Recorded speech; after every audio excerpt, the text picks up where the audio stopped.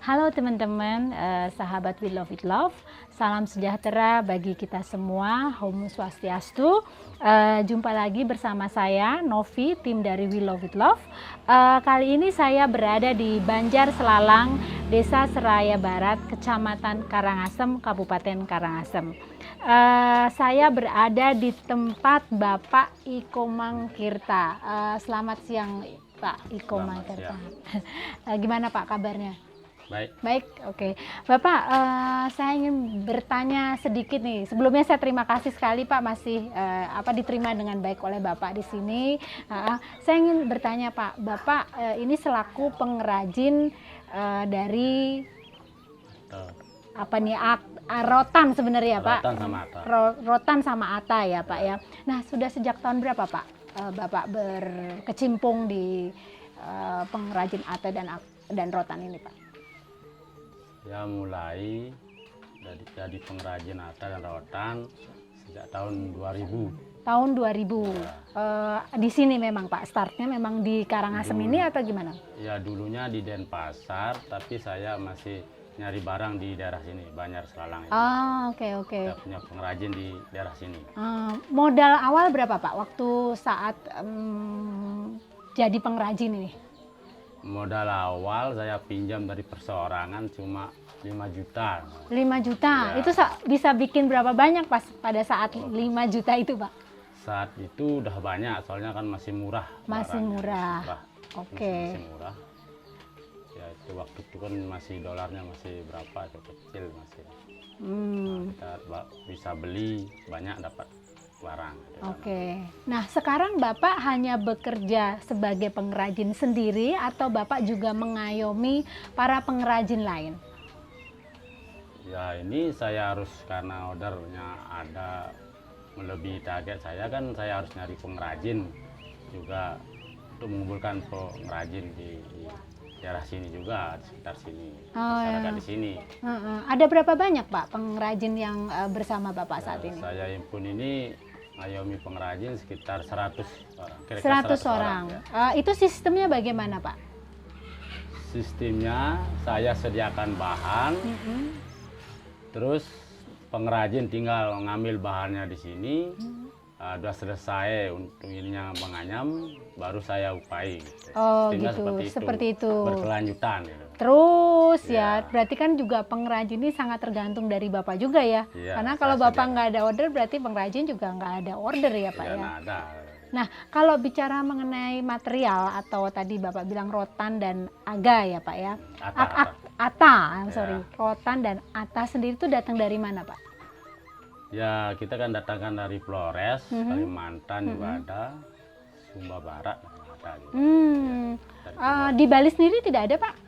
Ada, untuk ini, untuk sebitan itu. Sebitannya itu. Oke. Untuk yang di pengikatnya. Iya. Kalau ini Pak? Itu untuk dalamnya. Ini dalamnya. Ini apa ya kalau ini Pak? Ya, ata. Ini ata. Ya. Kalau ini? Ini ata juga, tapi untuk pengikat. Itu pengikat. Nah kalau ini rotan ya Pak kayaknya ya. Itu rotan. Tebel banget masalahnya. Ya. Nah Pak, boleh tanya mengenai proses produksinya sendiri. Tadi Bapak bilang kan raw materialnya ada rotan dari ata, ya kan? Nah itu setelah itu diapain tuh Pak? Ya, pertama bahannya kita bersihin dulu untuk menghaluskan itu, baru ini sama pengrajin, baru dibentuk. Ya, yang batangan itu dalamnya, yang udah disebit itu dipecah itu di luarnya itu. Setelah dibawa ke pengrajin, diselesaikan gininya, apa yang anyaman produk yang kita perlukan, nanti kita upai, terus kita jemur. Setelah itu jemur barangnya kira-kira kurang lebih 1 atau 2 minggu.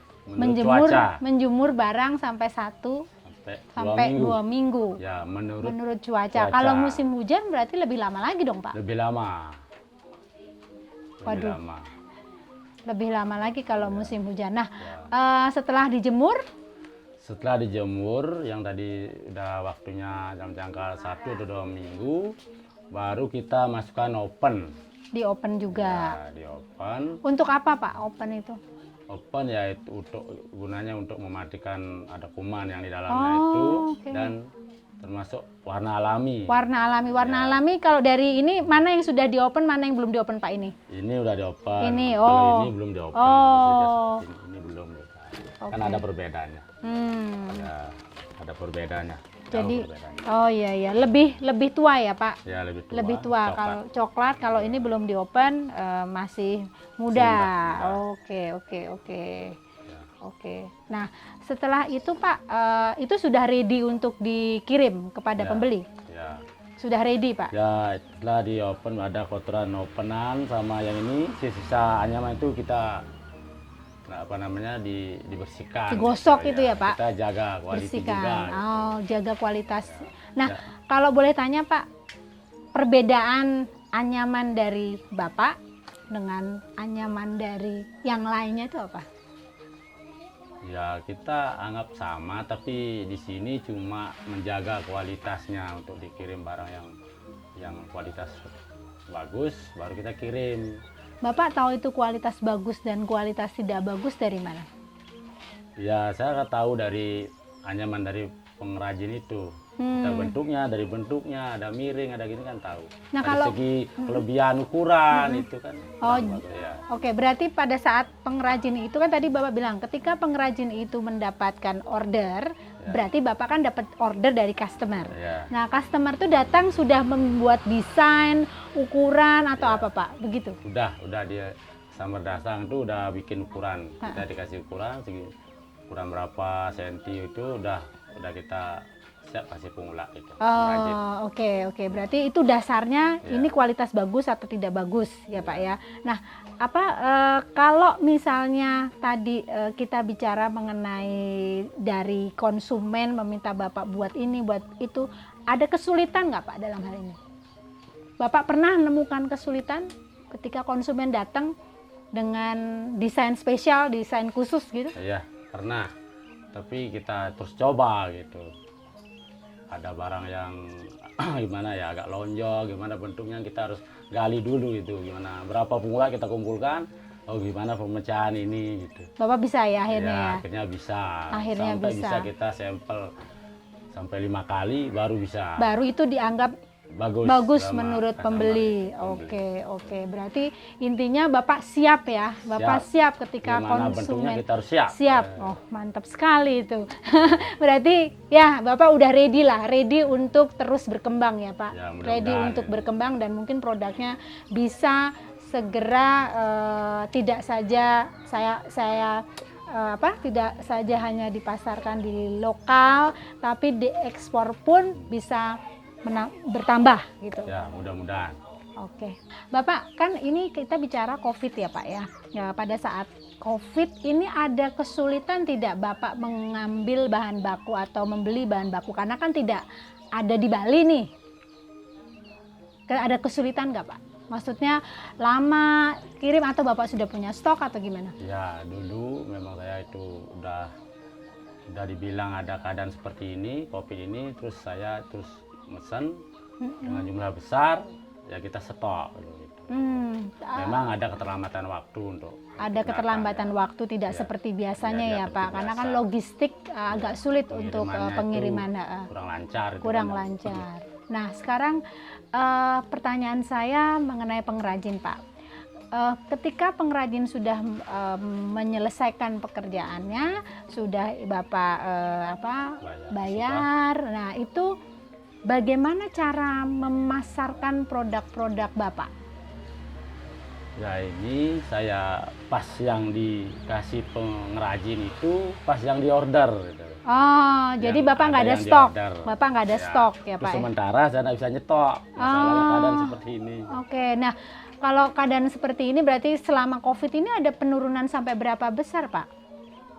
Ya saya hitung kira-kira untuk order mungkin turun 20%. Oh 20% nggak terlalu besar ya Pak ya? Maksud saya dibanding kebetulan kami juga berjalan di beberapa pengrajin, mereka banyak bicara mengenai penurunan sampai 70 sampai 80%. Ya ini saya kan kebetulan ini udah Bapak bersyukur order, sekali, ya, Pak. bersyukur sekali nih. Bersyukur COVID sekali. ini kita dapat order, ya pengrajin bisa kita ringkut juga lebih banyak. Pengrajin Nah, lepas. itu datang dari mana, Pak? Customer Bapak ini? Ya, customer. Datangnya dari mana, Pak? Dari Jepang ada.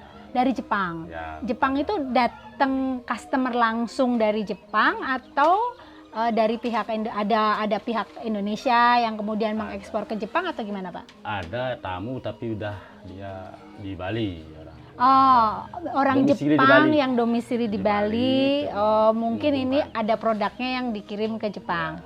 Kalau orang lokal sendiri? Orang lokal ya penurunannya memang sekitar 50% ada. 50% ya. Karena mungkin kondisinya orang nggak ada Nggak ada dana, turis mungkin ya, nggak ada turis. Asap nggak buka kan. Iya, jelas ini. art shop tidak Ya, buka sehingga itu menurun drastis ya, permintaannya. ya, permintaannya. Nah, Bapak boleh saya tanya kalau bicara mengenai harapan Bapak itu apa, Pak? Karena ya COVID kita tidak pernah tahu sampai kapan, ya kan, Pak? Nah, Bapak punya harapan apa nih untuk tetap bisa bertahan dalam kondisi saat ini? Mungkin ada teman-teman di luar sana, sahabat We Love With Love yang bisa mendengar atau bisa memfasilitasi. Nah, ungkapkan saja, Pak. Silakan.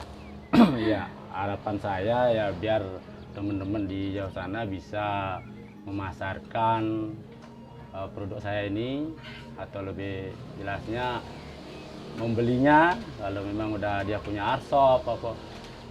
Kalau bisa dibuka art shopnya biar kita bisa jalan, pengrajin bisa sejahtera nantinya. Samping itu juga saya berharap biar pengrajin hasil kerjanya bisa dibeli lebih mahal lah bagaimana. Dibeli lebih mahal ya, karena yang kita Bisa hargai menyesuaikan dengan zaman ininya, harganya gitu. Tidak terlalu murah lah. Oh, oke. Pak, pertanyaan saya, kalau Bapak tadi bicara tidak terlalu murah, memang harga rata-rata misalnya tas ini, kemudian ya tas-tas ini ada berapa sih, Pak? Rata-rata harganya? Harganya ini sampai ada 50. Kalau di pengrajin kan? Di pengrajin maksud Di saya. pengrajin kan masih kosongan ya. Ah, Pakai tali itu bisa ada 80, ada 100, itu 80, ada macam-macam 100. besar kecilnya. Oke. Nah, biasanya kalau di luaran sana dijual sampai berapa harganya tuh, Pak? Kurang tahu saya. Oh, kurang tahu. Ya. Ya. Memang dalam hal ini memang mungkin respect terhadap skill para pengrajin itu perlu perlu dinaikkan ya, Pak, sehingga para pengrajin juga bisa memiliki pendapatan lebih dalam hal ini. Nah, Pak, sedikit saya lupa tadi bertanya. Nah, Bapak sendiri berapa putranya? 3. Ada tidak yang mengikuti atau menjadi penerus Bapak? Ya, ada yang perempuan itu ada. Yang perempuan. Ya udah mulai saya ajarin ya yang gampang-gampang dulu. Yang gampang-gampang dulu. Ya, sekitar sini udah mulai anak-anak saya. Anak-anak bimbing juga. dah. Oh, anak-anak juga Biar bisa diajarin ya, Pak ya. Berkelanjutan gitu. Berkelanjut ya, biar bisnis ini bisa berkelanjutan. Ya. Kan kalau Bapak ya kita kan nggak pernah tahu ya umur atau kita makin tua, kalau tidak punya pewaris kan tiba-tiba tidak ada barang-barang ini lagi. Sudah terkenal lah ceritanya barangnya gitu kan. Nah, barangnya sudah cukup banyak orang paham dan mengetahui. Sedikit saya kembali lagi, Pak. Bapak selama ini kan menjual tadi kepada para pelanggan langsung. Ya. Pernah nggak Bapak berinovasi menjual produk dengan cara online? Pernah dulu lewat WA itu modalnya. Oh, baru lewat WA, tapi tidak dengan channel-channel pembelian online. Kan sekarang banyak tuh, Pak, channel-channel pembelian online. Bapak nggak pernah kan ya? Lewat anak saya, dia bisa masakan, dia kan lebih paham dengan saya. Iya. Nah, tapi Bapak harus paham juga, Pak. cuma beberapa lah, enggak begitu banyak. Ya mungkin karena belum intens dan Ya. channelnya hanya menggunakan channel yang mungkin sangat terbatas. Mungkin Bapak seharusnya bisa ngobrol sama putra Bapak. Mungkin ini saran saya ya, Ya. Pak, dengan putra Bapak bagaimana bisa menjual ini dengan cara online. Jadi mungkin bisa lebih survive ketika kondisi COVID-19 ini. Oke Pak, kalau gitu sebelumnya saya terima kasih sekali dan mungkin sahabat-sahabat We Love With Love, demikian liputan kami. Semoga sahabat-sahabat memahami tayangan ini. Support dari sahabat sangatlah diharapkan. Silahkan hubungi nomor kami di Yayasan We Love With Love atau juga ke dalam website kita dan beberapa sosial media kita di Instagram, Facebook, ataupun YouTube. Terima kasih sekali semuanya. Salam We Love With Love.